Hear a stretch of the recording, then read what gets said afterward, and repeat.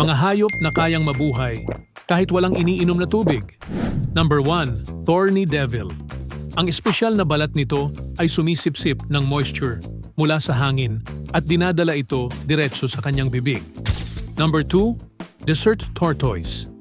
Ang pagong na ito ay nakakapag-ipon ng hanggang 40% ng timbang ng katawan niya sa anyo ng tubig at unti-unting ginagamit ito para mabuhay sa matitinding disyerto. Number 3, kangaroo rat. Ang munting hayop na ito ay hindi kailanman umiinom ng tubig sa buong buhay niya.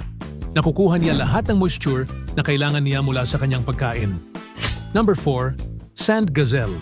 Ang hayop na ito ay umaangkop sa kapaligiran sa pamamagitan ng pagbawas ng pagpapawis. Kaya mas kaunting tubig ang nawawala at kaya niyang mabuhay ng matagal na walang iniinom. Number 5, African lungfish. Kapag naubusan ito ng tubig, naghuhukay ito ng putik at nananatiling buhay sa loob ng ilang taon.